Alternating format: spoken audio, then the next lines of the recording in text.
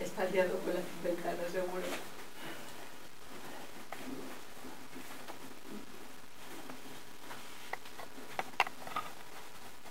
No, yo más que nada pues está por ahí dando vueltas, porque a lo mejor no conoce esto. Pero si quieres, nosotros no ponemos nosotros en el móvil y nosotros ya bien, la verdad, sí. Sí, yo creo que ya ha venido él, ¿eh? De todas formas. No, es mi hermana. Ah, vale, vale. Pues de casa de Emilio está nada, a pie de piedra, este sitio. ¿Vosotros vivís cerca también? Nosotros vivimos en la lucha. Ah, En el título. Pero sí, esa es una energía. Vivir cerquita porque si no, no podía.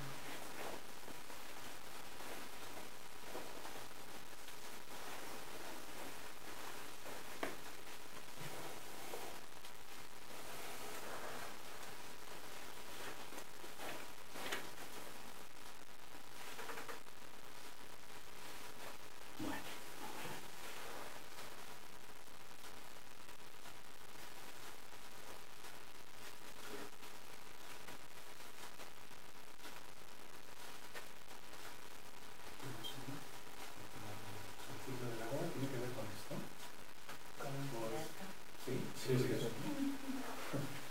Es el título que le he dado a... ¿Ciclo de conferencias?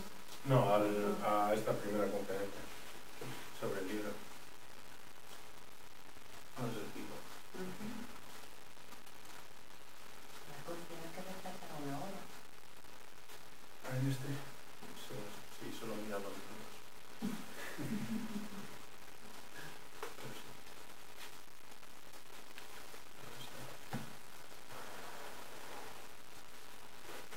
Bueno, ¿quién se ha leído el libro? A ver. No. Ah, vale, vale. Bueno, casi. Yo hace muchos años ya. Ah, ¿sí? Bueno, bueno. ¿Pero te acuerdas? Con 19 años me lo leí. ¿Te acuerdas? Sí. Pues a mí se me olvida un montón, ¿no? Lo que pasa es que el sabor, claro, A no mí me me pasa viene igual. recién leído que... Yo me lo he leído en esta semana. ¿Ah, sí? ¿Abuelo? ¿Y lo tienes fresquito? Te ha parecido en blanco y negro. Bueno,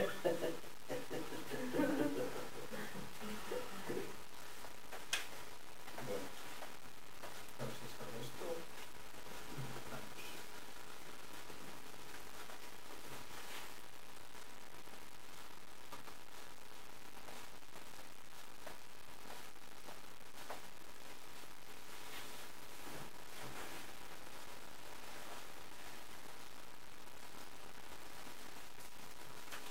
No quiero abrirse.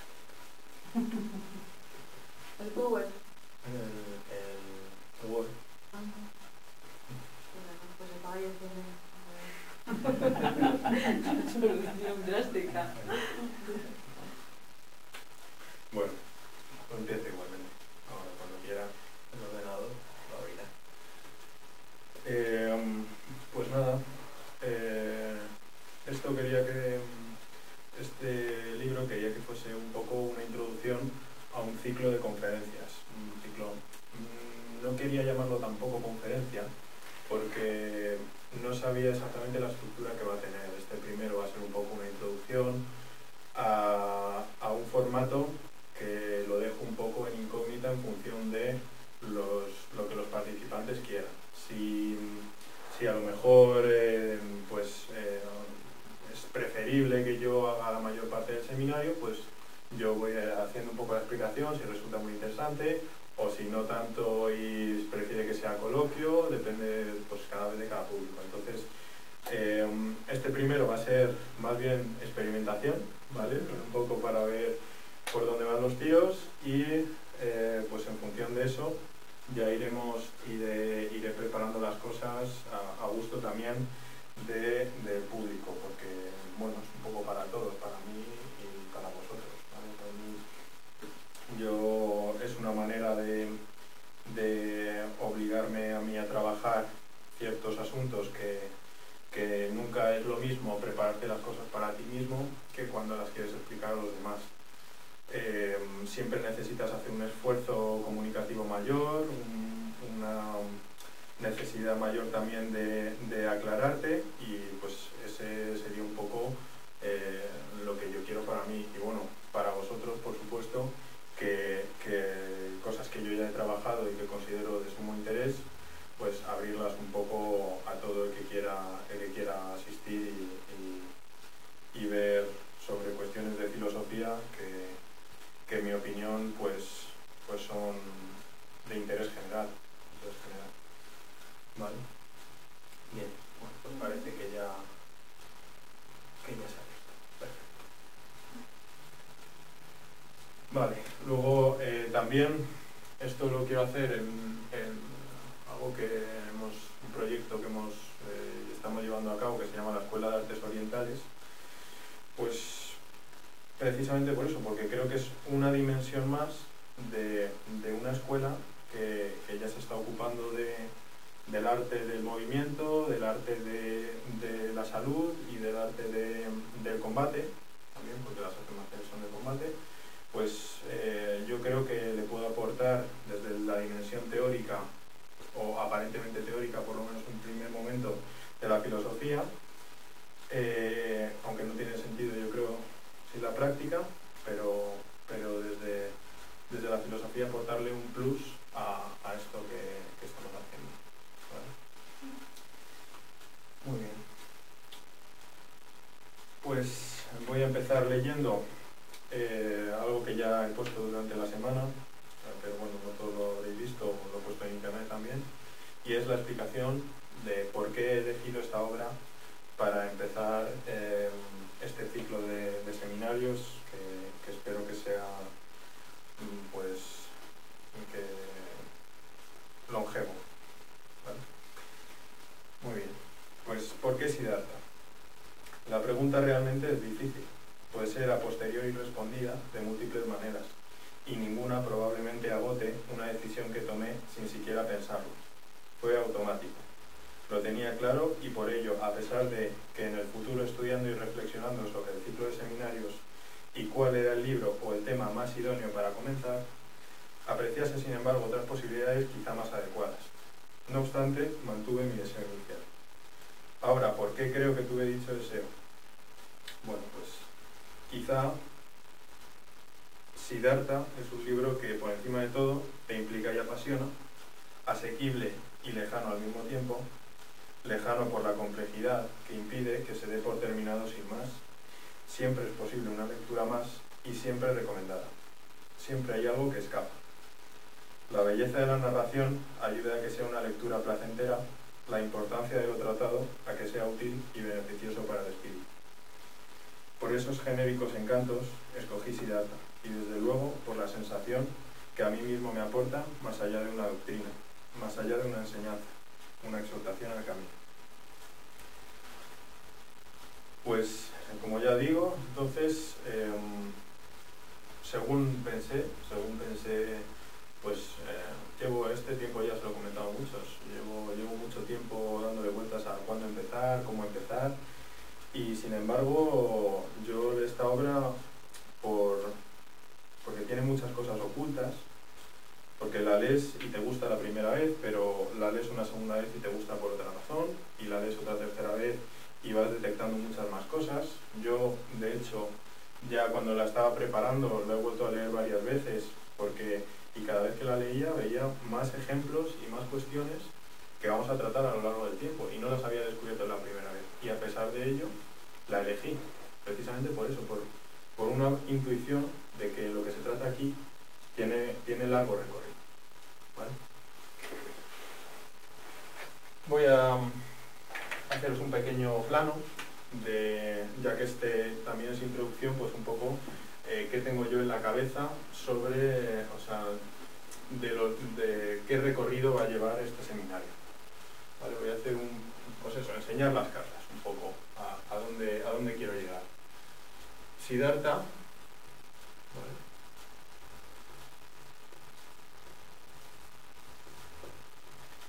es la historia de una vida particular, de un individuo particular que nos va a servir como ejemplo vital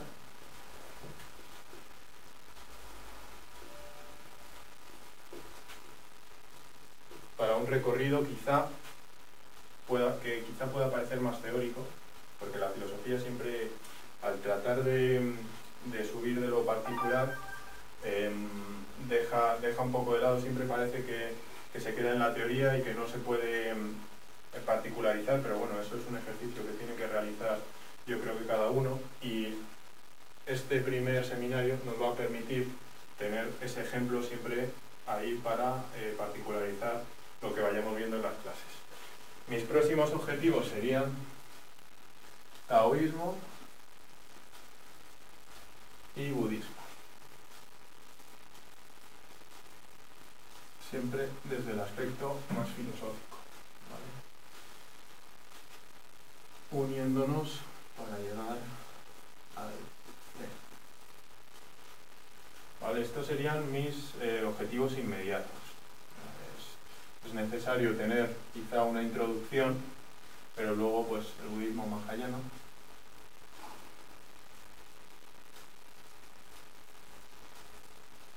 En particular. ¿Qué ponen? Mahayana. Mahayana. Mahayana. Sí, el budismo tiene dos corrientes principales, que sería el Mahayana, que significa gran vehículo, ¿vale? No lo pongo, y el Hinayana, que sería el pequeño vehículo. Se refiere, el gran vehículo, pequeño vehículo, se refiere a los instrumentos que le aporta la doctrina para conseguir su objetivo, ¿vale? Que sería la liberación al nirvana, ¿vale? Entonces, estos se llaman a sí mismos el gran vehículo porque es el que más instrumentos aporta para alcanzar la iluminación, ¿vale? Y luego el Zen sería un tipo de budismo que nace en China al contacto con el taoísmo, ¿vale? El taoísmo y más de, yo lo identifico mucho menos, pero también el confucianismo.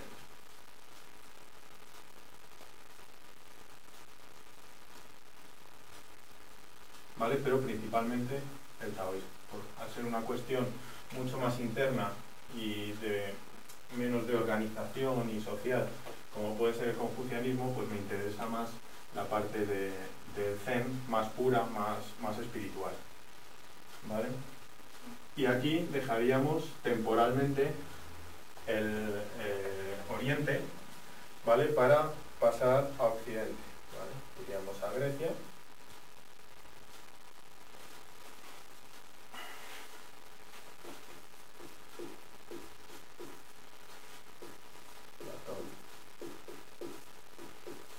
Aristóteles.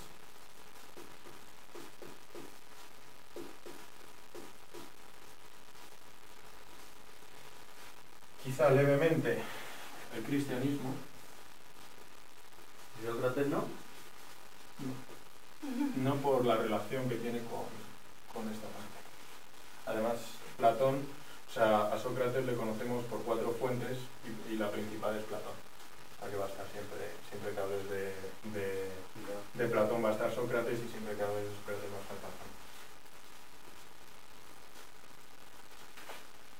Platón.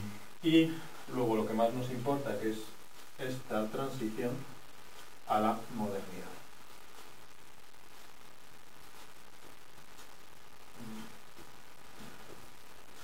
De la mano de Descartes.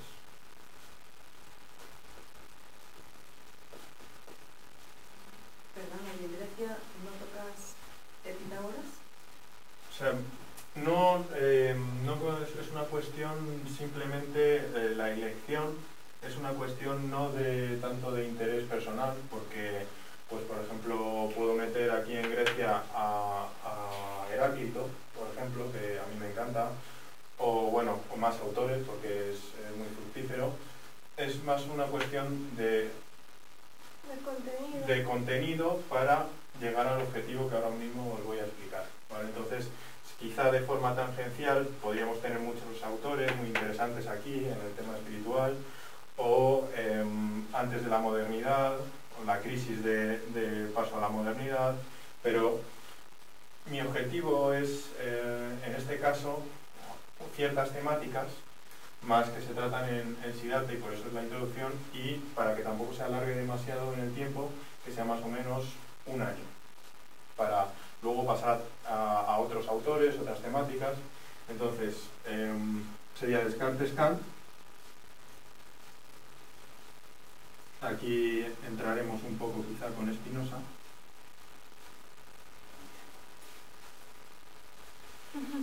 Y lo que más me interesa ya, que sería la crisis, aquí. Crisis. Schopenhauer.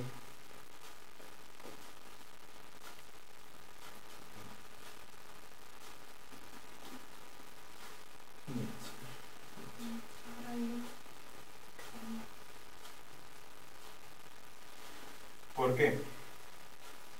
Porque siempre que hay, en varios episodios, pero especialmente aquí, siempre que hay una crisis en Occidente, se busca la alternativa en Oriente. ¿Vale? Esa sería uno de los principales hilos conductores de los seminarios. ¿Vale? Cómo de aquí se pasa aquí, a la modernidad, y cómo en esta modernidad, cuando sucede una crisis de la que somos herederos, ¿vale?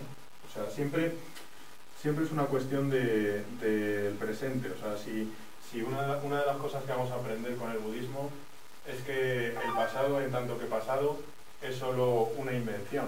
O sea, no es una recopilación de hechos aleatorios. No puedes coger del pasado todo, solo vas a coger tanto de tu propio pasado como del pasado histórico una recopilación de hechos que tú aleatoriamente, por una serie de criterios, has considerado significativos. Pero no hay ninguna verdad en el pasado. Entonces, esto siempre nos va a interesar, todo este recorrido que vamos a hacer, nos va a interesar solo en la medida que afecta al presente. Le apunto la frase. No hay ninguna verdad en el pasado. No hay ninguna verdad en el pasado. No hay ninguna verdad, bueno, en general, pero en el pasado menos. Y bueno, pues... Eso quizá a lo mejor también tiene que, o sea, tiene un poquito de paralelismo con que si nosotros cada uno ha leído el libro de Siddhartha, hemos cogido pedazos diferentes que nos han interesado, Ahí ¿no? está. El futuro. ¿Quiénes son? Ese es el futuro, madre mía. ¿Qué pasa, Artur? Hola. Hola. ¿Qué tal? Pues nada, eso es un poco las cartas que tengo aquí para... O sea, el pensamiento que tengo así genérico. Luego, a lo mejor, como no tengo todos pensados, o sea, realmente estoy preparando esta parte de aquí, ya, pues esta pues la podemos cambiar en algún sentido, pero lo que me interesa mucho es cómo los grandes creadores de la posmodernidad o de la época actual, por esta parte, pues heredan un poco o cogen muchas raíces en lo que es el budismo, el taoísmo, bueno, Schopenhauer principalmente. En el budismo eso es de sobra conocido, y lo que no es tan conocido, o es una cuestión más personal y una visión personal, es que Nietzsche coja cosas de Oriente, a pesar de su crítica. Vale, pero eso ya no se encuentra, vamos, yo no lo he encontrado en ningún sitio, solo lo he visto tras estudiar en profundidad un poco las dos corrientes. Muy bien. Pues ya he mostrado las cartas, ya solo queda jugar.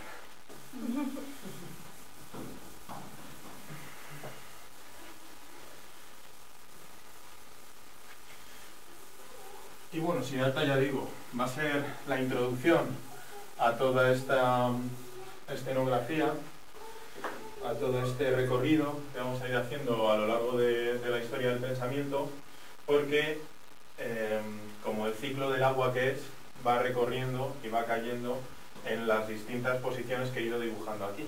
O sea, vamos a poder encontrar paralelismos en la vida de Siddhartha, que está continuamente cambiando, para aquí, para aquí, para aquí y para aquí. O sea, lo voy a estar citando continuamente trozos de la obra. ¿Vale? Entonces, si bien es cierto que voy a empezar yo haciendo una lectura de la obra, esta obra no la vamos a cerrar en ningún momento y siempre va a estar ahí para recuperar cosas de ella.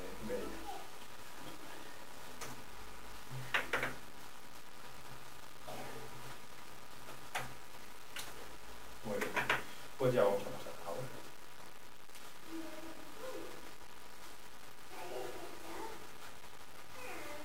Como introducción que es, también es cierto que muchas cosas van a quedar en el aire.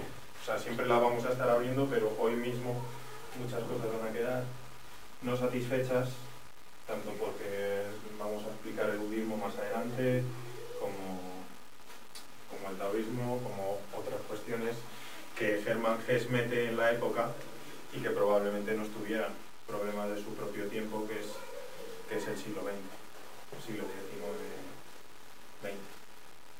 ¿Vale? Muy bien.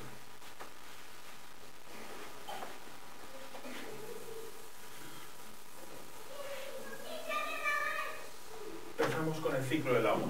El ciclo del agua lo he llamado por esto que hay aquí. O sea, pongo aquí una frase de Tao que sería la forma suprema de bondad es como el agua. El agua sabe cómo beneficiar a todas las cosas sin combatir con ninguna. Va a los lugares que todos desprecian. Por ello está cerca del Tao. ¿Vale? La vida de Siddhartha la he puesto en azul. Un poco rojo para que se note bien. Y va marcando cómo va pasando de un estadio a otro y va cayendo. Va cayendo. ¿Vale? Y la otra está entre interrogaciones porque realmente sería una contradicción en los términos si yo pusiese que Siddhartha va creciendo en el conocimiento, porque el propio conocimiento en la obra está puesto en cuestión. Está puesto en cuestión porque como hijo de Brahman conoce la doctrina, como samana la practica, como mercader la olvida. O sea, no se puede decir que vaya con un crecimiento continuo, como se entiende en Occidente el conocimiento. En Occidente el conocimiento, si mínimamente Platón o Descartes o eso, el conocimiento es una línea recta, hacia arriba. O sea, es continua, es siempre hacia arriba. ¿Vale? Entonces, en la obra, precisamente lo que se va viendo a lo largo de la vida de Siddhartha es que el conocimiento, aunque llega aquí al final a la iluminación, es una línea quebrada, continuamente rota. No hay como tal una línea. ¿Vale? Entonces, por eso he querido poner esa dualidad de que él socialmente y personalmente tiene una caída, ¿vale? Y, por otro lado, el conocimiento no está en ninguna parte. Y no obstante, al final se puede decir que es una persona iluminada. Tengo un problema aquí, que no voy a ninguna parte. O sea, que digamos que deja de ser lo que era y se convierte en otra cosa, el conocimiento. Claro, él tiene un continuo cambio, él va experimentando. Mira, el resumen que he hecho yo en 4 líneas de todo el libro, ¿vale?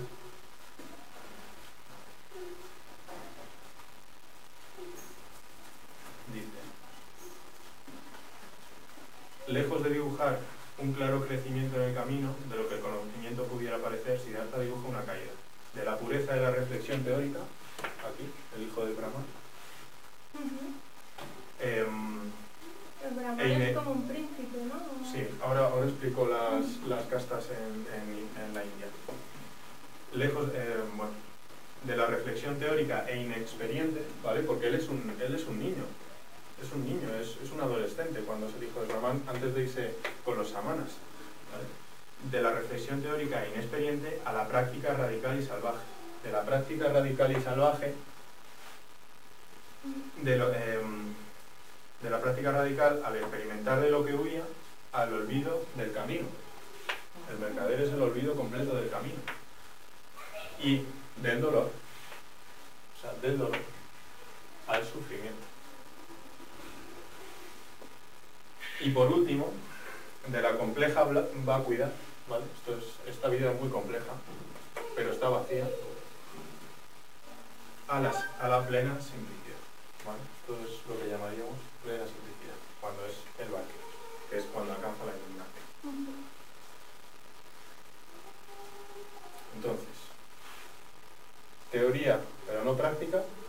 práctica radical de la teoría, olvido de la teoría y simplicidad absoluta. Muy bien. Ahora, socialmente, ¿por qué esto es una caída? Pues, en la India hay 3 leyes en el hinduismo. 3 leyes. La primera es la de las castas.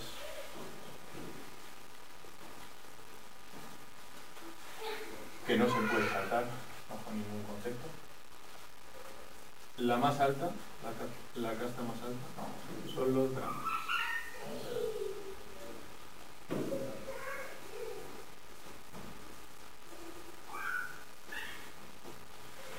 ¿Vale? Que es a la que él pertenece, es la casta de los sacerdotes. Es lo más elevado, se escribe así. Sí. Vale. Es la casta más elevada dentro del estado de castas del hinduismo. ¿Vale? Es los sacerdotes, lo más alto en el nivel espiritual. ¿Vale? Luego vendrían los guerreros.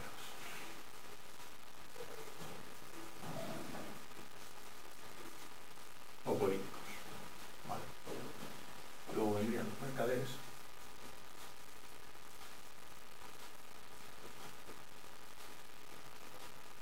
Y luego vendrían los obreros.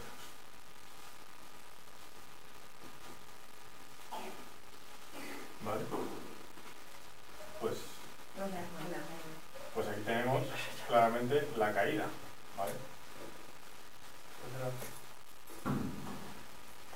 ¿Veis la caída, no? La que estamos dibujando. Aquí que tenemos un brahman. ¿Vale? Un estatuto más alto. Luego samana. Aquí esto no cuenta. ¿Vale? Pero ahora os voy a explicar por qué samana está por encima de mercader. Mercaderes y por último obreros, ¿vale? Luego aquí habría otra que son los sin casta o intocables.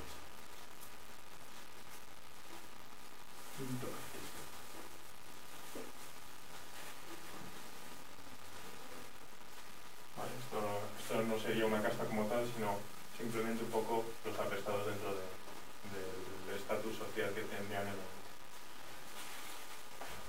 Segunda ley.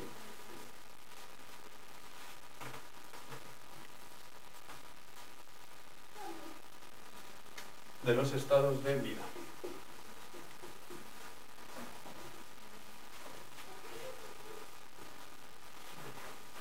Aquí religiosamente, en esa época, estaría dentro de los brahmanes, ¿vale? Esto es no solo de los brahmanes, sino un poco de los estatutos más altos dentro de las castas. No contamos ya los obreros y probablemente ni siquiera los mercaderes, porque luego veremos que Siddhartha es extraño por saber leer y escribir.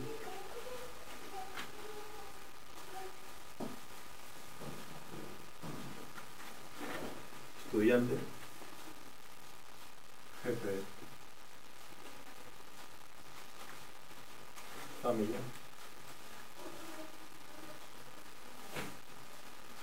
y por último, ermita.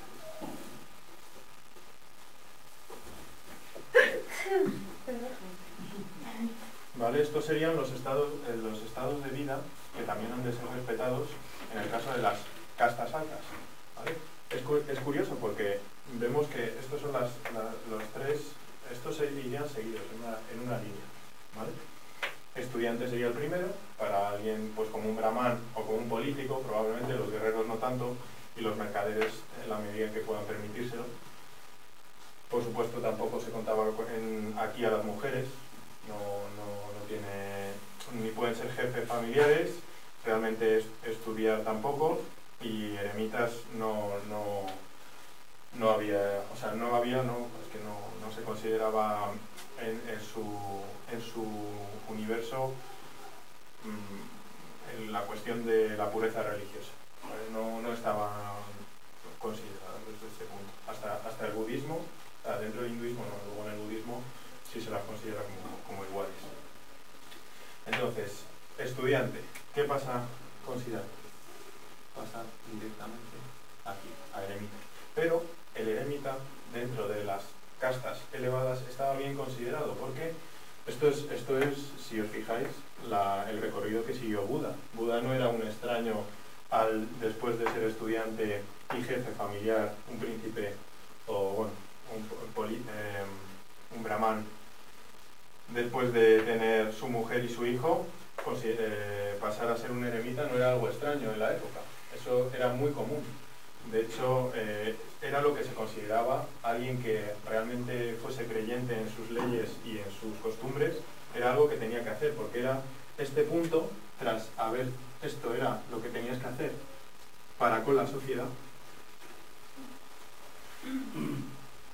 Y una vez que ya has cumplido con la sociedad, has tenido tu hijo, has formado tu familia, te convertías en eremita. Una preguntita. El hecho de que esté escrita la obra por un alemán, que no por un hindú o indio, ¿implica algo aquí? O quiero decir, ¿crees que realmente, digamos, la parábola de Siddhartha, por decirlo de alguna manera, que pretende recoger una realidad social también, o es solo un análisis más teórico? Sí, por supuesto. O sea, esto... o sea, que hay cierta intencionalidad en... Claro que sí. Claro que sí, o sea, Hermann Hesse es... en Alemania en el siglo XIX, en 1921-22.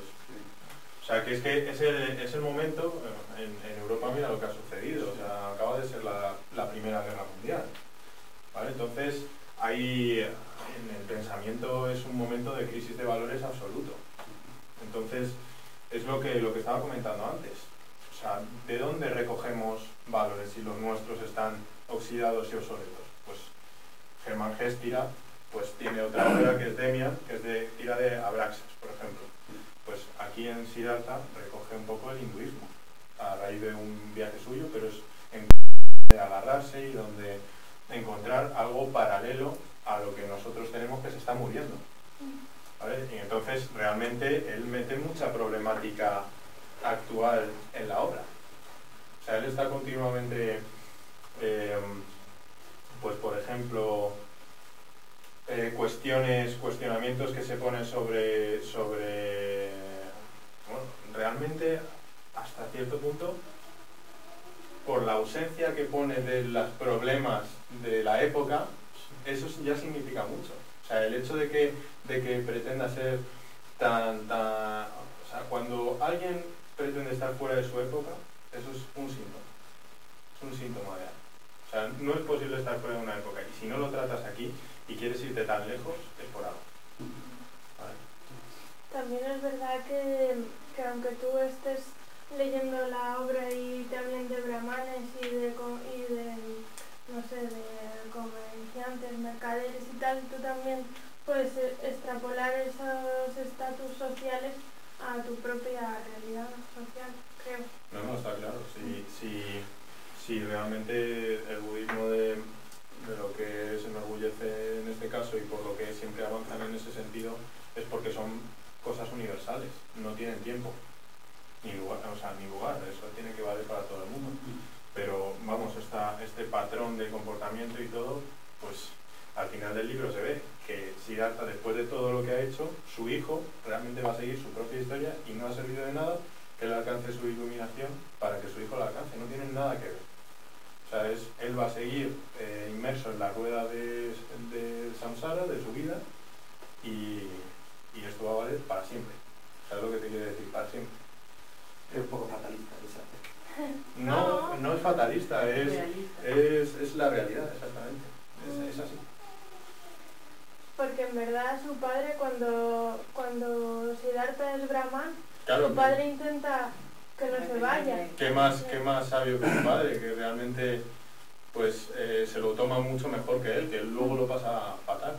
E intenta retenerle, pero su padre a él ni siquiera intenta retenerle porque sabe que no va a llegar a ningún punto en ese sentido. O sea, de todas formas, el dar ese aspecto cíclico a las realidades, al pensamiento, le confiere también una estructura mítica, es decir, que está un poco fuera de lo que está al alcance del ser humano. Claro. Y eso es muy peligroso también. Sí, sí, sí. Pensar en esos términos. Sí, sí, desde luego, desde luego. Por eso, claro, es muy diferente la historia de Occidente a la de Oriente, en ese sentido también, porque la historia de Occidente es así, y la historia de Oriente siempre es así.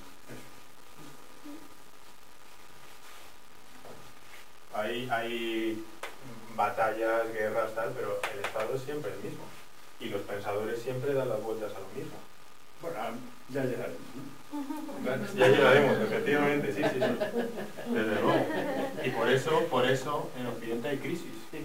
Porque trata de avanzar. Porque trata de avanzar. Claro, allí sigue habiendo el budismo. Y no hay, o el hinduismo, que es más antiguo aún. Realmente sigue estando sus leyes de castas. Hasta que llegaron los ingleses, ellos estaban tan a gusto con sus castas. Igual hay todavía también. No, sigue habiendo, pero no se había puesto ni siquiera en cuestionamiento. O sí, pero no de una manera efectiva.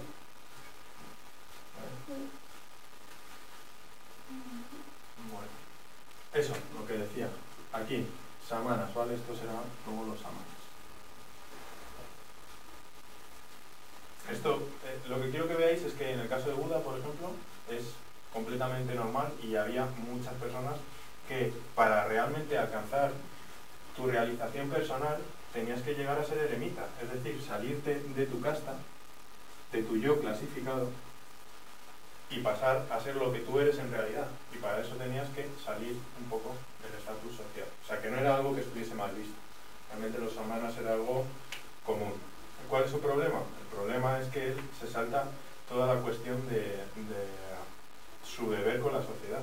Él pasa directamente a experimentar su yo no clasificado. Cuando él lo único que tiene aquí, como hijo de Brahman, es contenidos mentales, teóricos, pero que él jamás ha experimentado nada de la vida. Él es un jovencito, debe tener 15 y 16 años. Por eso también tiene esa ansia de salir del palacio y de experimentar él mismo las cosas que estudia, ¿no? Desde luego. Porque si algo vemos con Siddhartha durante toda la obra, que por cierto, su nombre, bueno, no lo escribo, es el que se regocija en la verdad. Bueno, hay varias traducciones, pero ¿Siddhartha significa eso? Eso significa, el que se regocija en la verdad. El nombre de Buda es Siddhartha también. He encontrado otras traducciones también sobre la plenitud de su ser, pero vamos, también es el que se regocija en la verdad. Vale, entonces, si vemos algo en Siddhartha es que lo que siente tiene que seguir ese camino. O sea, no es en ningún momento deshonesto consigo mismo. Cuando tiene un problema con los samanas, se va. Cuando tiene un problema como mercader, acalla temporalmente esa voz que le dice que se vaya, pero él siempre acaba haciéndole caso. ¿Vale? Entonces, el nombre es bastante representativo. Bueno, y la tercera ley tampoco es que nos interese especialmente, es sobre el comportamiento individual, que sería la pureza, autodominio,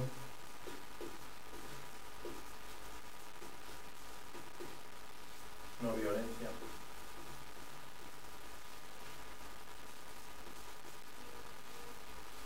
y veracidad.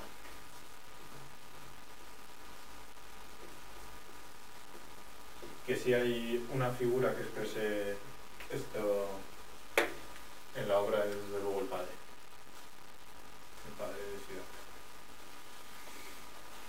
Bueno, seguimos con la obra. Me estaba hablando de Gandhi. ¿Eh? Estaba acordando de Gandhi cuando hablaba de esta. Pues sí. ¿Verdad? Un montón de cosas. Claro, es que esto nos pasará más adelante también con otras partes de otros seminarios, y es que cuando miramos al pasado, como nos inventamos el pasado,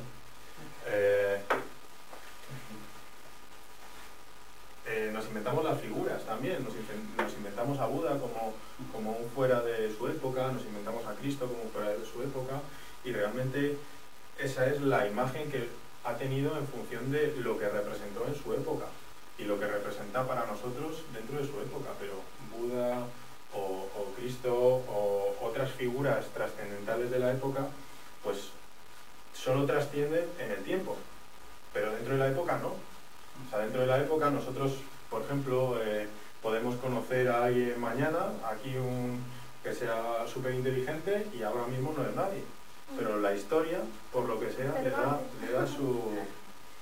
le da otra dirección, otro sentido.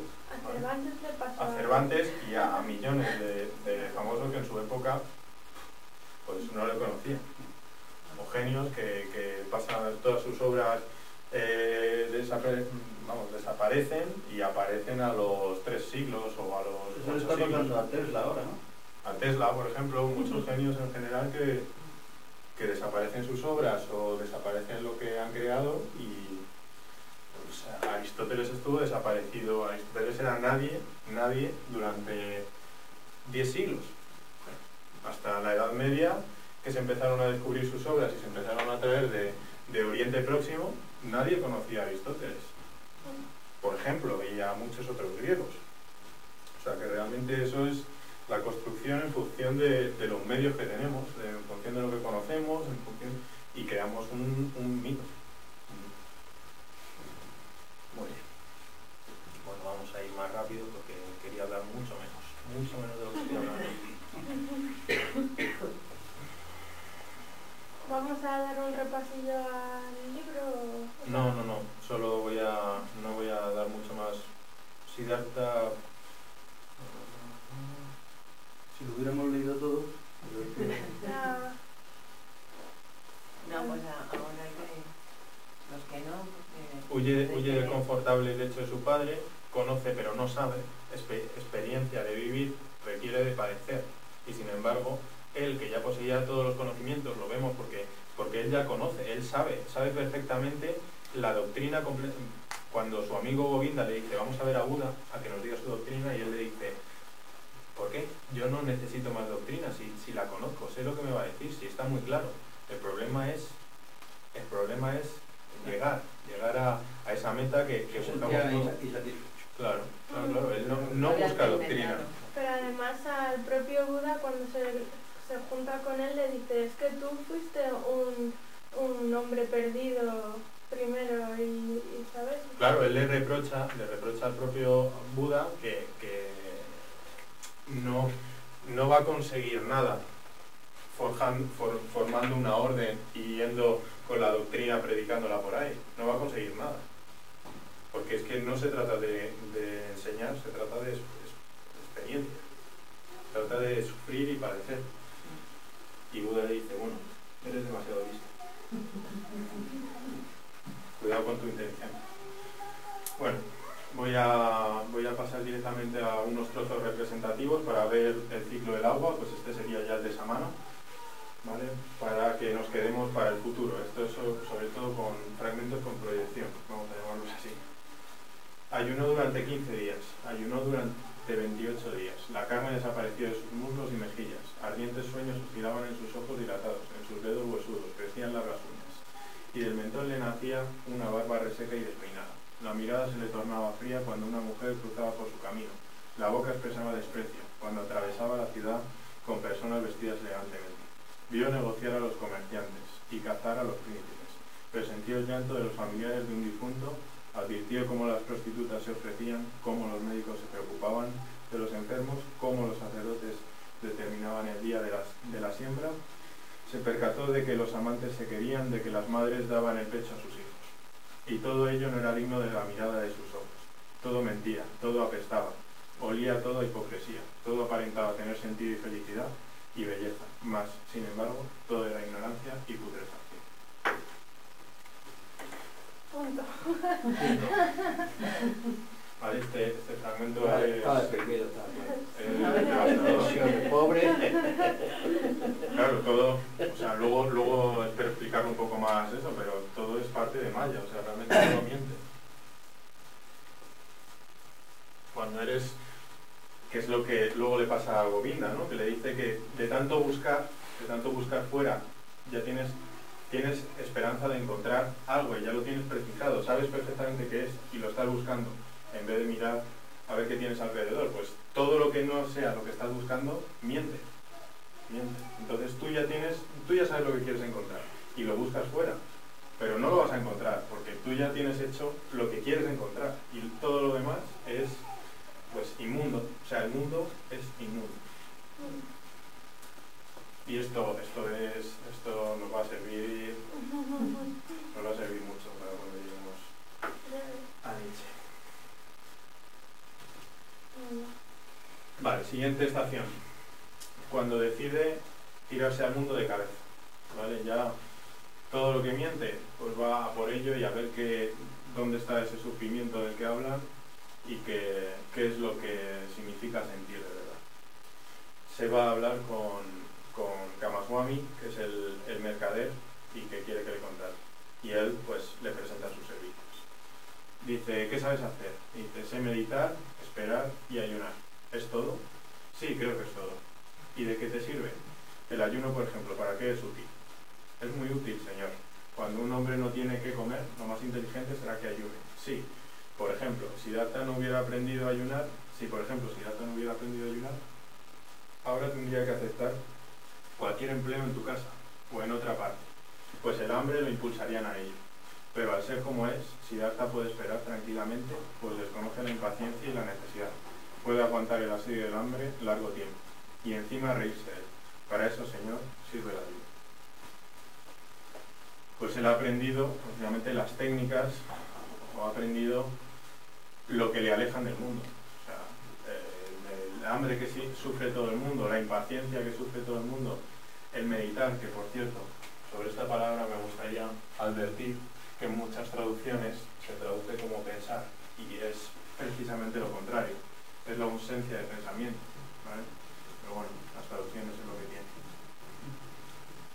¿Vale? Entonces, él viene con unas técnicas que no le han servido para alcanzar su objetivo, pero sí para lo que precisamente sirve, que es alejarse del mundo. Y él, en principio, creía que alejándose del mundo iba a conseguir lo que esperaba, y no tiene ninguna relación, y por eso se ha dado cuenta y entonces quiere entrar en el mundo de lleno. ¿Qué pasa con estas técnicas? Pues que las va a ir perdiendo poco a poco, porque aunque él se cree por encima del bien y del mal, entrar en la dialéctica en realidad, él entra en el mundo porque le tienta para los que no lo acaban de leer la obra, el que quiere estar con, ¿cómo se llama ella? Con Kamala. Pero él toma la decisión mucho antes. Él toma la decisión antes y Kamala se la encuentra por casualidad. O sea, Kamala es ya una vez Ese es el instrumento por el que él se mete en el mundo. efectivamente. Sí, eso es verdad. Sí, Es pero él ya uno de está los huyendo. instrumentos. Él ya está huyendo de los... Pero él ya lo ha decidido. De hecho, yo ahí tengo una cuestión que a mí no he llegado a decidirlo. Por eso también he quebrado al principio la línea del conocimiento. A mí me parece, cuando abandona a Buda, que él ya es un iluminado. O sea, él ya ha alcanzado el conocimiento. O sea, lo que dice y su manera de proceder es perfectamente natural. Pero ¿qué pasa? ¿Qué pasa? Que cuando entra en esta vida, en un principio sigue siendo... O sea, si yo me encontrase una persona así, diría, joder, es un sabio.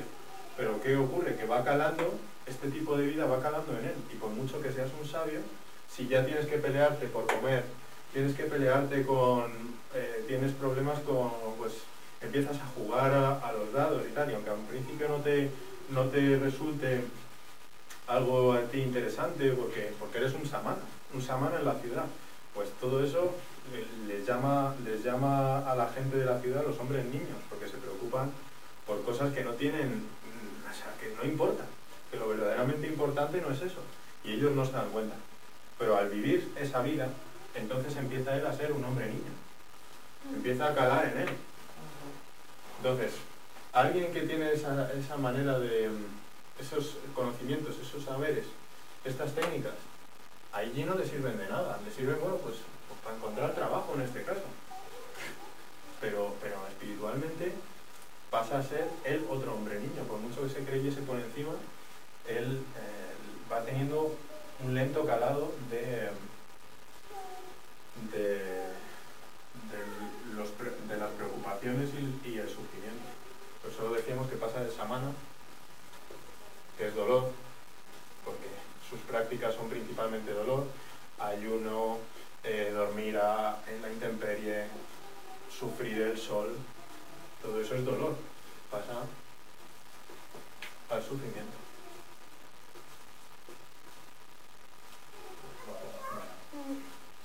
O sea, todos los problemas que luego la doctrina de Buda o el propio hinduismo trata de alejarse del sufrimiento, no del dolor, sino del sufrimiento. Pues todo eso él se mete de cabeza y se piensa que es ajeno a todo ello. Pero el mero hecho de estar en esa vida, después de años, acaban siendo él presa y víctima de... Probablemente haya otro ciclo por ahí metido, o sea que a lo mejor no se ve bien, o habría que pensar un poco. Que relaciona eso que dices tú. Porque cuando hablamos de ciclo, la primera, se puede pensar en esto que has puesto ahí, el brahman, samana, mercader y barquero.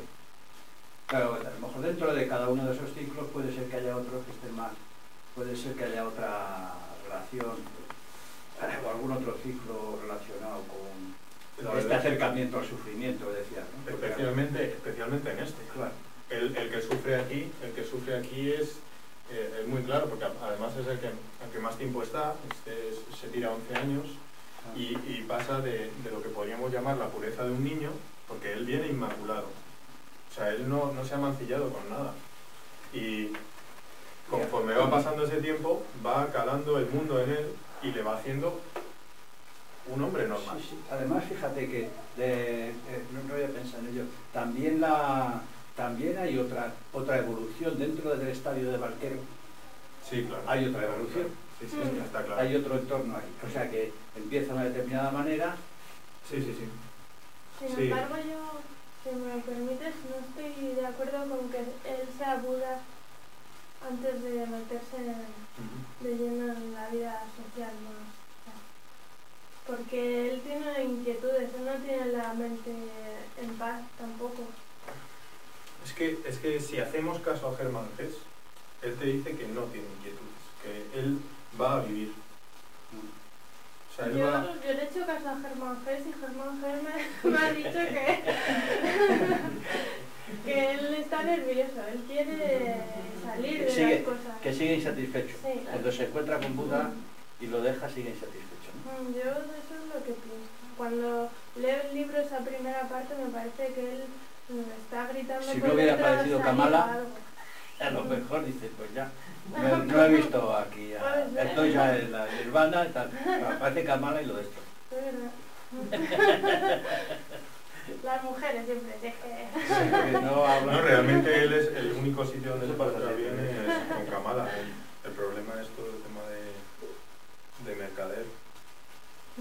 Claro, mercader, es que efectivamente ahí dentro del mercader es un proceso. Él empieza con eso que dices de meditar, esperar y ayudar, empieza con estas son mis armas y se mete de lleno y al final se queda a ver y él empieza a preocuparse por las cosas y él dice, pero si a mí esto no me preocupa, esto no tiene nada que ver. Y luego... Sin embargo, no recuerdo cómo ocurre, no me acuerdo ahora mismo, lo he leído hace 4 días. ¿Cómo ocurre el desencantarse con la vida? Porque se empezara a sentirse mal con la vida de mercader. Sí, yo creo que es pues, repentino, pero...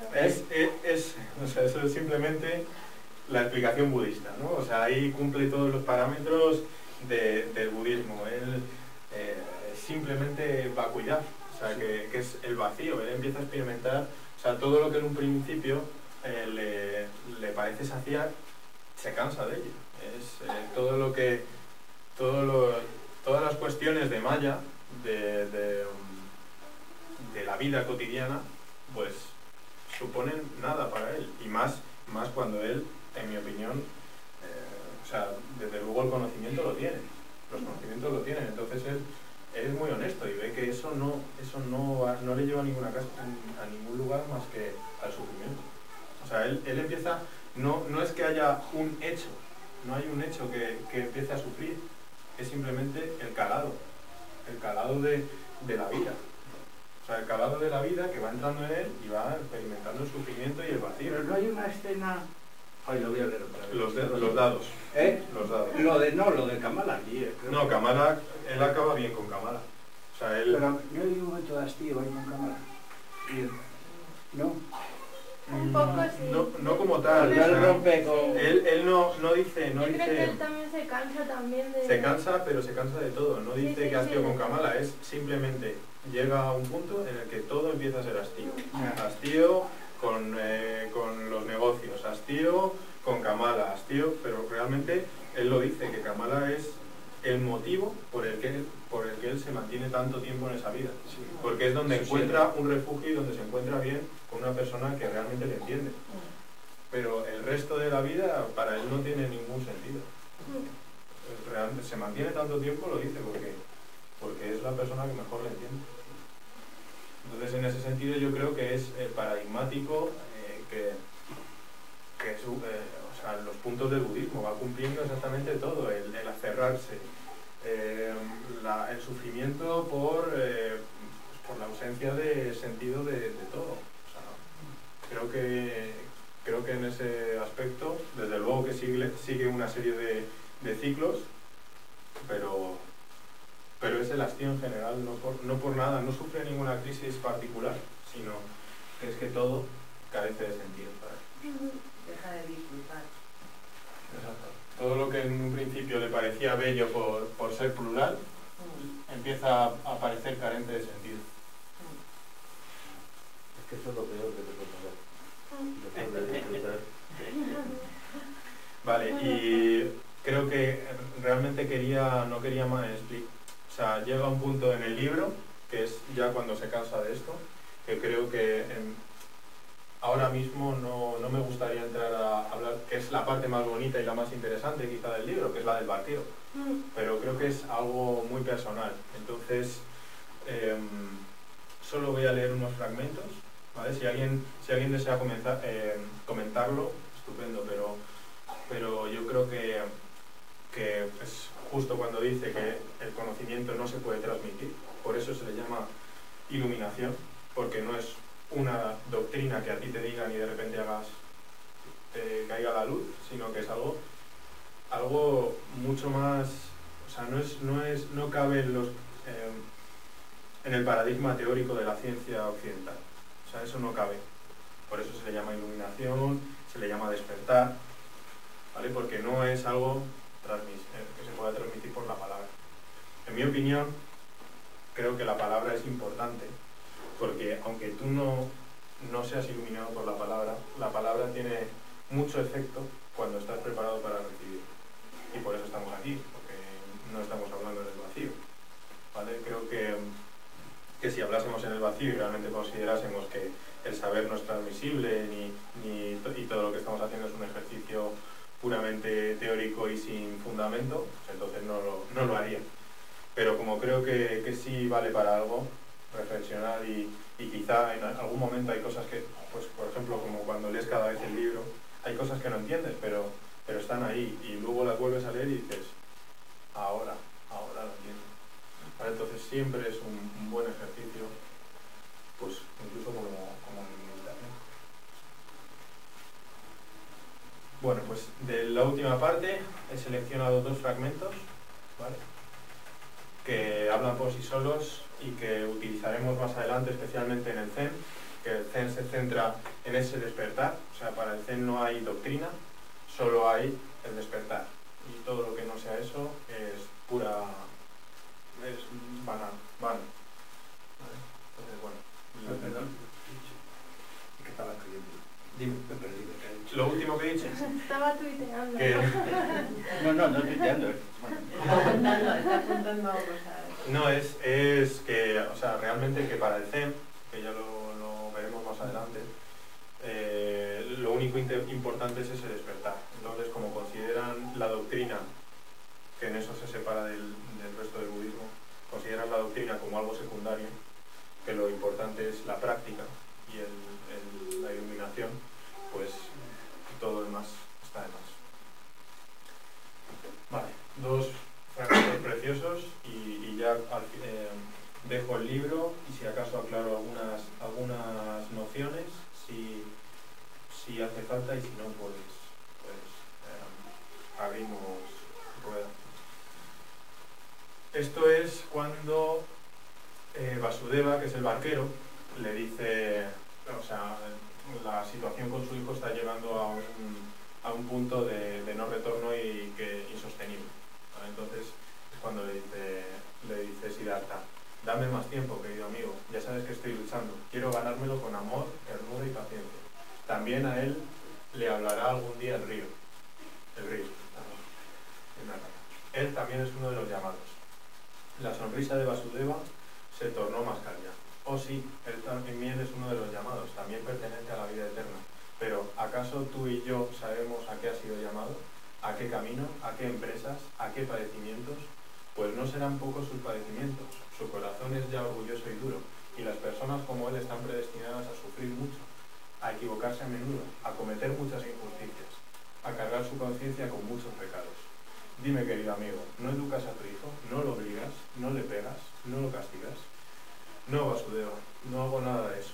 Lo sabía. No lo obligas, ni le pegas, ni le das órdenes, porque sabes que lo blando es más fuerte que lo duro, como el agua es más poderosa que la roca, y el amor puede más que la violencia. Perfecto, lo encuentro muy loable.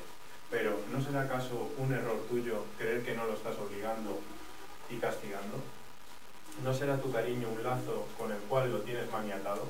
¿No lo avergüenzas día a día y no le haces la vida más difícil con tu bondad y tu paciencia? ¿No estás obligando a este niño mimado y orgulloso a compartir una cabaña con dos viejos que se alimentan de plátanos, para quienes un plato de arroz es ya una golosina, cuyas ideas no pueden ser las de él, cuyo corazón viejo y tranquilo marcha a un ritmo muy distinto al suyo? ¿No crees que todo esto es para él como una obligación y un castigo? Siddhartha bajó la mirada, consternado. Luego preguntó en voz baja: ¿qué crees que debo hacer? Y Vasudeva respondió: llévalo a la ciudad, a la mansión de su madre. Aún han de quedar ahí criados. Confíeselo a ellos y si no los hay, búscale algún maestro. No por lo que pueda enseñarle, sino para que conozca otros niños de su edad y a otras niñas y viva en el mundo que es el suyo. ¿Nunca se te había ocurrido? Tú puedes ver mi corazón, dijo Siddhartha con voz triste. Lo he pensado muchas veces. Pero dime, ¿cómo puedo confiarlo a ese mundo si su corazón es precisamente tierno? ¿No se convertirá en un disoluto? ¿No se perderá entre los placeres y el poder? ¿No repetirá uno a uno los errores de su padre? ¿No terminará extraviándose definitivamente en el samsara? Una sonrisa radiante iluminó la cara del barquero, que tocó suavemente el brazo de Siddhartha y le dijo: pregúntaselo al río, amigo. Escúchalo reírse. ¿De verdad crees que tú cometiste esas locuras para ahorrárselas a tu hijo? ¿Podrás acaso protegerlo del samsara? ¿Cómo? ¿Por la doctrina? ¿Por la oración? ¿Con amonestaciones? Amigo querido, ¿has olvidado ya la historia aquella, la historia de Siddhartha, el hijo del Brahman, que una vez me contaste en este mismo sitio? ¿Quién protegió al samana Siddhartha del samsara, del pecado, de la vida y la estulticia? ¿Pudieron acaso protegerlo la piedad de su padre, las exhortaciones de sus maestros, sus propios conocimientos, su propia búsqueda? ¿Qué padre o qué maestro hubieran podido impedirle vivir su propia vida, mancillarse al contacto con ella, cargar sobre sí su propia culpa, apurar sin ayuda el amargo brebaje, encontrar por sí mismo su camino? ¿Crees tú, querido amigo, que este camino pueda serle ahorrado a alguien, quizás a tu hijito, porque tú lo amas y que quieras evitarle penas, dolores y desilusiones? Sin embargo, aunque murieras 10 veces por él, no lograrías apartarle ni un milímetro de su destino. Al final lo voy a tener que leer, ¿eh? Una pasada. Una pasada. La verdad que sí. Pues es que yo, después de esto, realmente en estas partes finales del libro, la verdad que solo hay que leerlo. O sea, es que no sé decir más. Bueno, si es que está todo dicho. Está todo dicho. Y bueno, quizá una última parte. Esa parte yo creo que es la misma. Pero bueno. está muy bien porque es precisamente lo que hemos estado hablando antes, como ejemplo. Cuando se vuelve a encontrar con su amigo, ya al final del libro, y el amigo que entró en la orden de Buda, en que se separan de jóvenes, se vuelven a encontrar varias veces, y en esta última ocasión, que es ya digo el final del libro, le pregunta el amigo, sin saber en un principio que es él, o sea, no le identifica. Solo se ha corrido el rumor de que hay un barquero que es un sabio o un loco, en fin. Entonces le dice, ¿qué podría decirte, oh venerable? Replicó Siddhartha. Quizá que buscas demasiado y que a fuerza de buscar ya no encuentras. ¿Cómo así?, preguntó Govinda. Cuando alguien busca, dijo Siddhartha, suele ocurrir que esos ojos solo ven aquello que andas buscando y ya no logra encontrar nada ni se vuelve receptivo a nada porque solo piensa en lo que busca, porque tiene un objetivo y se halla poseído por él. Buscar significa tener un objetivo, pero el encontrar significa ser libre, estar abierto, carecer de objetivos.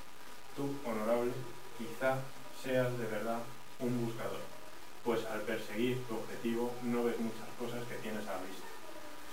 Sigo sin entenderte del todo, repuso Govinda. ¿A qué te refieres? Siddhartha replicó. Hace un tiempo, oh venerable, muchos años atrás, llegaste un día a orillas de este río y encontraste un hombre que dormía. Te sentaste a su lado y velaste su sueño, mas no reconociste, Govinda, a aquel durmiente. Atónito y como hechizado, miró el monje a los ojos del barquero. ¿Eres tú, Siddhartha?, inquirió con voz tímida. Tampoco te hubiera reconocido esta vez. Te saludo cordialmente, oh Siddhartha. Qué alegría me da volver a verte. Has cambiado mucho, amigo mío, de modo que te has convertido en barquero. Siddhartha se echó a reír amablemente. Sí, en barquero, replicó. Muchos son, Govinda, los que tienen necesidad de cambiar y llevar toda suerte de hábitos. Y yo soy uno de ellos, querido amigo. Bienvenido seas. Govinda, quédate esta noche en mi cabaña. A la mañana siguiente, a la mañana siguiente, cuando llegó la hora de proseguir la peregrinación, Govinda le preguntó, no sin vacilaciones. Antes de seguir mi camino, permíteme, Siddhartha, que te haga otra pregunta. ¿Tienes alguna doctrina? ¿Tienes tú una fe o alguna ciencia que guíe tus actos y te ayude a vivir y obrar rectamente? Siddhartha respondió. Tú sabes bien, querido amigo, que ya de joven, cuando vivíamos con los ascetas en el bosque, empecé a desconfiar de las doctrinas y de los maestros, y muy pronto les volví a estar. Pues eso es. Entonces, tu amigo Govinda sigue buscando... Su amigo Govinda al principio le pasa con Siddhartha, siempre busca en el exterior, es lo que hemos estado hablando. Si tú buscas algo que es puramente interior, lo buscas en el exterior, yo muchas veces me planteo, digo, es que qué palabra, o sea, me pongo a pensar, ¿y qué palabras, qué articulación de palabras puede generar en una persona algo como lo que describen como el despertar o la iluminación? Es que es imposible. Es imposible, tú no puedes buscar fuera algo de ese calibre. Puedes, una vez que lo has encontrado, puedes entenderlo y decir, ah, sí, eso es. Pero antes, es que no se me ocurre cómo leyendo algo o que te diga alguien algo, de repente te sientas un iluminado. Eso no sucede así. Y Govinda, como representa el común de los mortales. Govinda representa la búsqueda, el samsara. Sin embargo, Govinda, una diferencia con Siddhartha es que nunca está realmente insatisfecho. No, claro que no. Entonces, la clave para la evolución es, por lo que aparentemente dice, es estar insatisfecho. O sea, solo a partir de la insatisfacción puedes buscar otras cosas. Y luego, lo que le dice Siddhartha es, para buscarlo no puedes forzar tú a que venga, lo que estás diciendo, no puedes forzar la iluminación. No puedes buscar algo que ya de alguna manera lo estás previendo tú que está ahí, sino que tiene que surgir de otra manera, que no sé muy bien. Sí, no. Realmente la gracia de todo esto es que al final los que, pues Buda o Dogen, que es el inspirador del Zen, uno de los inspiradores del Zen, al final te dicen que realmente cuál es el problema. No es que no estemos iluminados, es que no nos damos cuenta de eso. O sea, lo que buscan es precisamente el darse cuenta de esa iluminación, pero que si no estás previamente iluminado, o si no eres Buda ya, si no está Buda en ti, no puedes conseguirlo. Entonces, la única solución es que ya eres Buda y que la iluminación es el darse cuenta. Pero desde luego que lo de Govinda es, por eso he dicho, el común de los mortales. Tiene una palabra, los americanos, los ingleses tienen una palabra, a mí me gusta mucho más, insight. Es otra manera de decir iluminado menos pretenciosa. ¿No? Porque iluminado es... iluminado. Pero y los insights, el entender algo en un contexto un poco más general o más explicativo, es decir, donde se te resuelven en un primer nivel una serie de contradicciones y de repente encajas elementos. Me parece que los alemanes tienen otra cosa, la gesta. ¿Sabes? ¿Has oído hablar de la gesta? Bueno, tú Gestal. La forma. Eso es. Hay toda una psicología de la forma, me parece a mí, de la figura y la forma. Claro, que tiene un poco que ver con las cosas no tienen sentido, están desencajadas hasta que cogen una buena forma, una gesta. Entonces hay una psicología de la... Sí. Entonces es otra forma de insight o de comprensión del mundo. Y de repente sí. que luego va y se te rompe claro. por alguna causa. Bueno, pues va a buscar otra. Eso es mucho realmente el problema que yo he planteado antes, ¿no? Que el ver la unidad y que luego llega y se te rompe. Claro. O sea, que es realmente... ¿Cuál es el problema? Que es que puedes llegar puede que pase que alcances esa iluminación y la pierdas. O sea, ese es el problema que yo veo, más que decir, no, es que al principio no era sabio. No, es que no es sabio realmente hasta el final, ¿no? Porque cuando es padre, pues tiene las preocupaciones de un padre. Punto. No es que no sea Buda, es que es un padre. O sea, es sabio ya. Pero, ¿qué pasa? ¿Que ser Buda significa estar fuera del mundo? Pues es que, según explican también, Dogen lloraba con la gente y tal. No, es entender ese sufrimiento dentro de la unidad y de la realidad. No estar ajeno. O sea, no ser un samana, porque los samanas, ¿qué pasa? Llegaban al mundo y simplemente lo veían como ajeno, incluso no como ajeno, sino lo explico desde la lógica, que es muy sencillo de entender. Si tú dices A y simplemente dices no A, siempre contienes este A, ¿vale? Siempre estás mirando como negativo a A, pero el sentimiento está como negativo, ¿sabes? Lo único que puedes hacer es borrarlo. Pero si miras como Siddhartha miraba el mundo como negativo, siempre con náusea, como inmundo, pues eso jamás va a poder alcanzar por el camino de los samanas, y es lo que se da cuenta, yo creo, de que por ese camino no va bien. Pero evidentemente el tema de la comprensión de la unidad y luego la ruptura, yo no tengo nada que decir porque es que no lo sé. Pero es que es un poco un proceso todo, que él tiene que pasar antes por ahí para darse cuenta luego de que eso no le sirve. No, a él. está claro. Claro. No basta con que se lo diga, lo tiene que ver. Sí. Entonces, bueno, ese problema yo desde luego no os puedo decir nada, porque lo único os presento el problema porque sé que está ahí. O sea, cuando llegas una vez no puedes perder el camino. Pues es que claro, si interpretas el nirvana como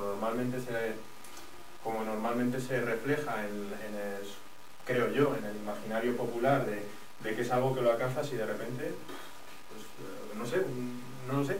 Todo es O sea, un estado ya de explosión, que ya todo desaparece.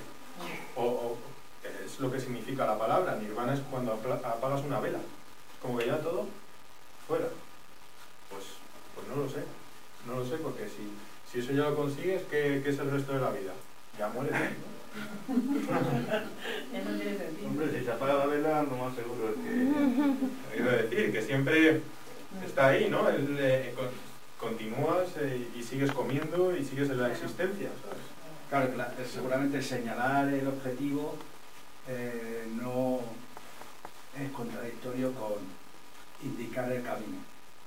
Que el camino está con estos ciclos, ¿no? De insatisfacción, búsqueda de una comprensión superior. Y esas cosas. Eso es sumamente tratado, desde luego. O sea, no, es la base pues otra de las bases del Zen. Realmente te dice que si lo buscas, estás perdiendo el camino. O sea, si indicas el camino y dices, esto es lo que quiero, ya... De todas formas, desde otro punto de vista, no desde el punto de vista, digamos, de aventura personal, porque aquí parece que hay una aventura personal, pero ¿y si solo estuvieran hablando de una teoría del conocimiento? ¿Sabes? Lo que digo, quiero decir, Vale. Claro, a lo mejor no está hablando de... porque las realidades personales pues son otras historias distintas, ¿no? Entonces, si estamos mezclando, si existe el peligro de mezclar lo que, digamos, la parábola sobre cómo las personas pensamos, cómo la gente... ¿El proceder de la gente o cómo? Claro, pudiera ser esto también solo un modelo de teoría del conocimiento, independientemente de... O sea, haber tomado las historias... Es que, ¿sabes lo que quiero decir? sí, creo que te entiendo. Y creo que la cuestión es precisamente el conflicto que hay entre la teoría del conocimiento occidental con el oriental. Ajá. O sea, que... sí. O sea, aquí, desde luego, la palabra conocimiento, como se entiende en Occidente, está puesta en cuestión. O sea, te está diciendo que... O sea, desde que él te dice que no se puede transmitir el conocimiento... Es que una cosa es el conocimiento y otra cosa la sabiduría, ¿no? Sí, bueno, sí, eso es, sabiduría... Si tenemos como conocimiento algo que viene desde el intelecto, vale, está bien. Pero eso es un estatus. Luego ya la sabiduría... Como estado. Sí, eso ya es otro proceso muy Desde diferente. Luego, eso es, sí. Claro, ahí viene la diferenciación entre lo que se considera en Oriente sabiduría y lo que se considera en Occidente. Entonces, podemos tratarlo como Occidente conocimiento y como Oriente, como estado personal de iluminación, sabiduría. Entonces, él lo que quiebra es esto. Dice, no, es que no existe, o sea, realmente son de lo que parte la ciencia occidental. Realmente la ciencia occidental te dice que para que sea un conocimiento tiene que seguir los parámetros de la lógica. Ser comunicable. Que ya lo veremos con Aristóteles, con Descartes, con Kant, con todos los padres de la ciencia. Es el requisito. Categorías.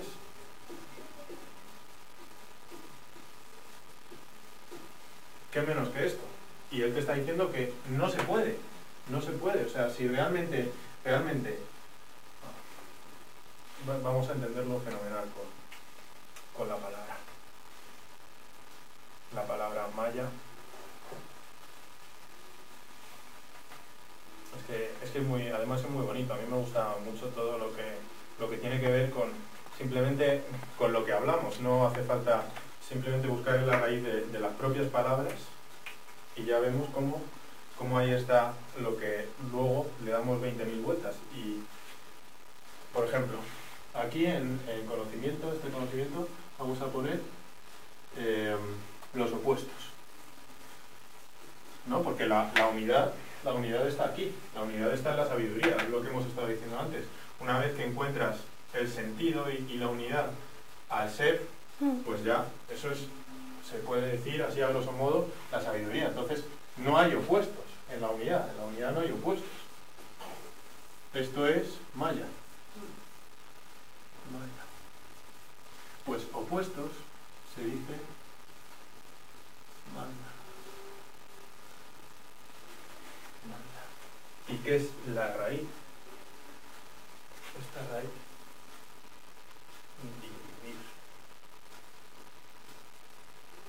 Dividir, dual, ¿vale? O sea, claro, toda la división, todo lo que no tiene que ver con la unidad, es precisamente maya. La unidad, que sería aquí, que sería el salir de maya, de los velos de maya, y pasar a la sabiduría, sería precisamente lo contrario. Y maya que en el paso a occidente sería esto. Esta sería la raíz. ¿Qué viene de aquí? Materia.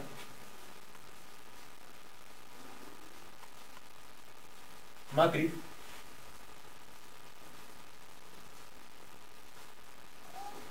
O si queréis así. Matrix. ¿Vale? En griego. O metro.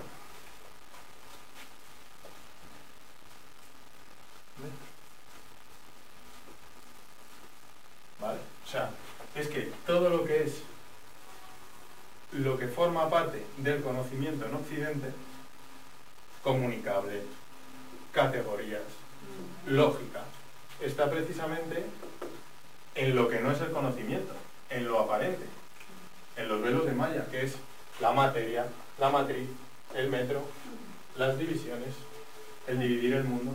Está justo lo contrario y lo que advierte Buda a Siddhartha, que ese no es el camino. Claro.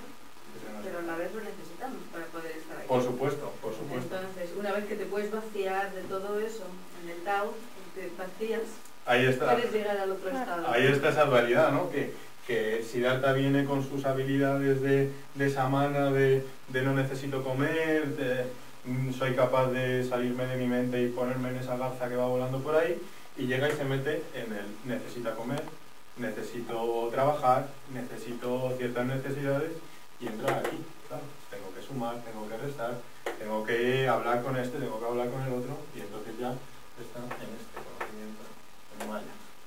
Yo creo que hemos pasado un poco todos por ahí, por ese, ¿no? Y yo creo que seguiremos pasando continuamente, ¿no? O sea, Esto... necesariamente, y por eso es lo que yo creo que más pies tenía en el seminario, el recalcar cuando le dice que te mancillas, porque es que es precisamente eso, es el calado que en una persona sabia tiene el mundo. O sea, siempre la sabiduría en ese sentido va a estar ajena al mundo, porque, bueno, no quiero decir eso, no quiero plantearlo, pero quiero plantearlo como problema, como el problema que tiene el sabio ajeno al mundo dentro de ese mundo, cómo las cosas terrenas de los opuestos van calando en los valores que tratan de unificar la realidad. Porque si tú no eres tú, ¿cómo vas a luchar por la supervivencia contra otro? Si tú no eres un yo, si tú no eres un yo particular, si eres el yo del mundo, el Atman, ¿no? Que está todo el rato refiriéndose al Atman. Atman es el yo del mundo para los hindúes. Nunca lo había oído. O sea que cuando lo leí se me...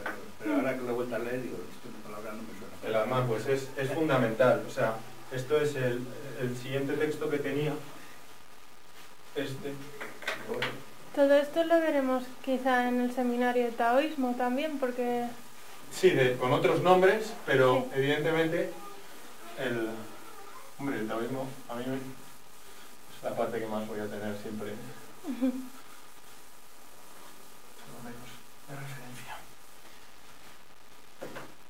Claro, es con otros nombres, Sí. Vale, esto es un mito del hinduismo, de cómo aquí está, por ejemplo, la explicación de las castas, y es un poema de la formación de la tierra. Entonces, Purusha sería la forma terrena de Brahma, o el Atman, es lo mismo, es el yo del mundo, ¿vale? Sería la parte más espiritual. Dice, 1000 cabezas tiene Purusha, 1000 ojos, 1000 pies, por todos lados, entrando en la tierra llena. Un espacio, 10 dedos de ancho. Esta Purusha es todo lo que hasta ahora ha existido y todo lo que existirá.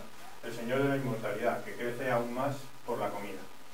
Tan poderosa es su grandeza, sí, mayor que esto es Purusha. Todas las criaturas son un cuarto de él, 3/4 de vida eterna en el cielo. Cuando los dioses prepararon un sacrificio con Purusha como su ofrenda, su aceite fue la primavera, el don sagrado fue otoño, verano fue la madera. De ese gran sacrificio general, la grasa que goteaba fue recogida. Él formó criaturas del aire y animales salvajes y mansos. Cuando ellos dividieron a Purusha, ¿cuántas porciones hicieron? ¿Qué es lo que llaman su boca, sus brazos? ¿Qué es lo que llaman sus muslos y pies? La casta de los brahmanes, su boca. Aquí está la explicación, ellos representan la boca. Luego, la casta kshatriya fue hecha con sus brazos. La casta kshatriya es la de los guerreros y los políticos. Vaishya, sus muslos, Vaishya, son un poco, digamos, los mercaderes y los hombres de negocios más que obreros, ¿no? Y de sus pies salió Sudra, que serían los obreros. La luna fue engendrada de su mente y de su ojo nació el sol. Indra y Agni nacieron de su boca y Vayu de su aliento. De su ombligo surgió el aire intermedio, el cielo emergió de su cabeza, la tierra de sus pies y de sus orejas las regiones. Así formaron el mundo. Pues Como nuestro Génesis, ¿no? exactamente, es un cuento, Claro, es al alma universal. Eso es. Y claro, o sea, es que tiene, o sea, realmente es un cuento, ¿vale? Es el Rig Veda, que es uno de los fuentes del hinduismo. Y entonces, ¿qué vemos aquí? Pues realmente, o sea, aquí en otros poemas, Purusha es el autodesmembramiento de la unidad. O sea, es el Atman,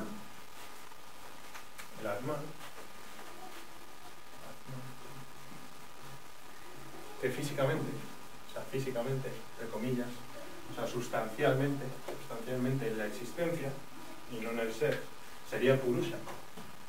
Entonces, ellos consideran, los hindúes consideran que el Atman se autodesmiembra, se autosacrifica a sí mismo, que es la unidad, en la pluralidad, en las criaturas del aire, animales salvajes y tal. Entonces, toda la existencia es una sola y se autosacrifica para luego volver a la unidad. ¿Vale? O sea, es como si, para que lo entendamos, un actor cuando representa a Hamlet se mete en el papel, o sea, un buen actor, no un actor mediocre, pero es Dios, o sea, no es un mal actor, ¿vale?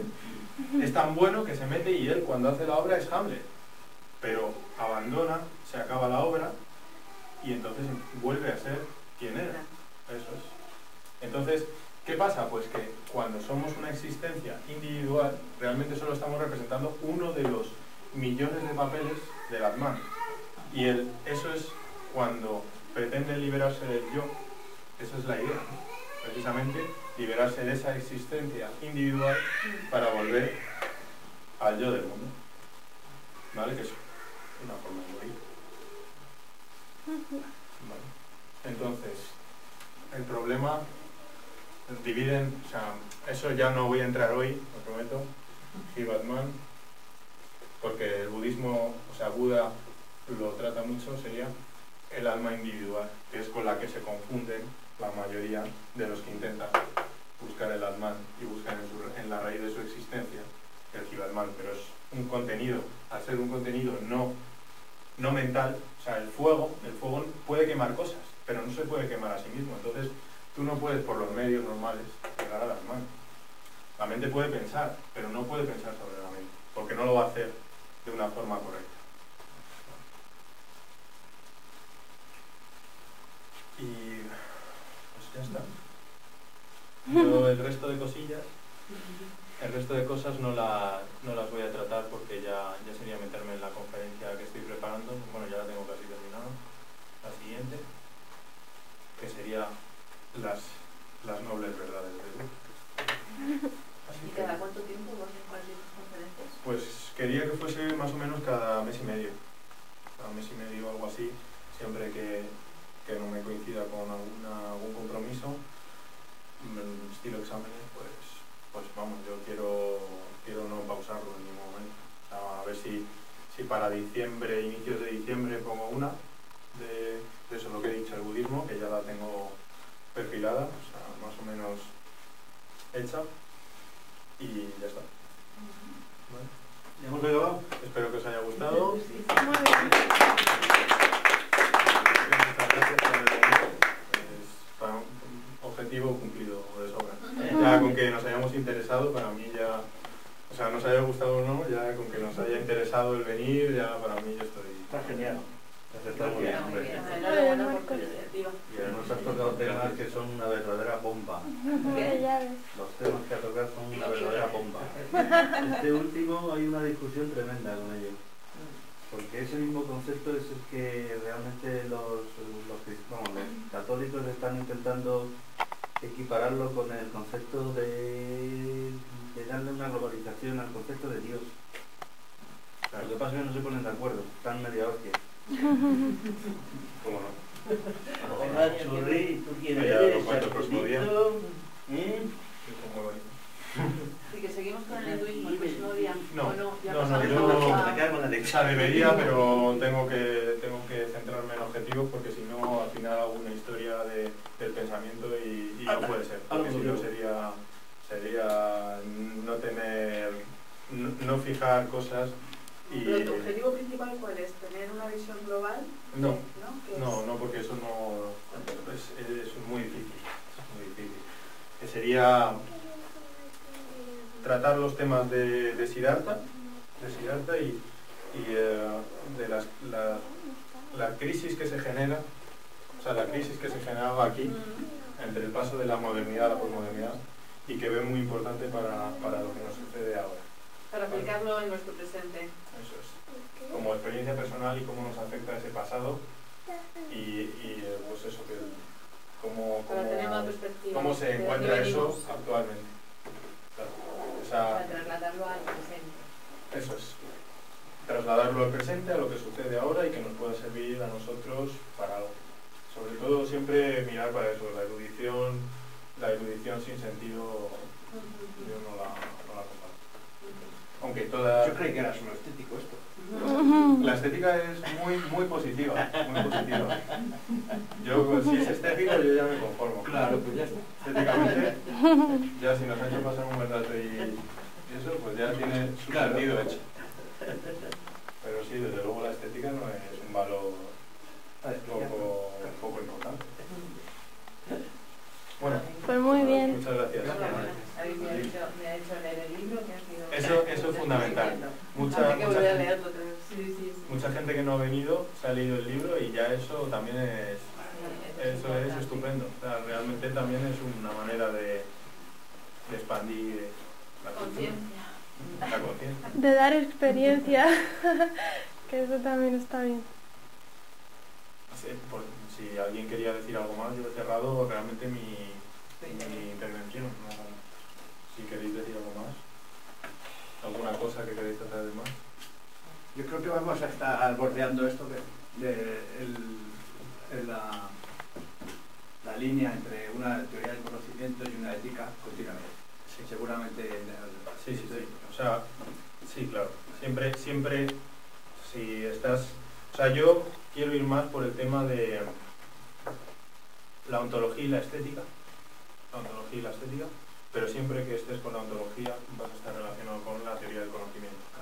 Y siempre que estés con la ontología y con la estética vas a tener proyecciones en la ética, que lógicamente es lo que nos interesa. Que seguramente hasta que no hablemos de nicho, lo que sea, pues... Claro, Hablemos con otra. en general, cuando estemos hablando de todo siempre va a aparecer todo y vamos a seguir dándole muchas vueltas a todas las cosas. Ya digo que esta obra la he puesto introductoria, o sea, es que tiene muchísimos puntos en los que pararse, muchísimas cosas, pero en parte lo que vamos a dar son herramientas para poder tratarlo, porque no es fácil tratar esos temas. O sea, es que Hermann Hesse tiene una maestría absoluta, ya lo he dicho al principio, que es que la complejidad del tema y cómo lo trata y lo bien que se entiende y los registros, todos los registros que tiene, es lo que me ha hecho elegirla como primera. No seas mentira. Y además es que Has muy... dicho, te he dicho, no hay ninguna verdad en el pasado.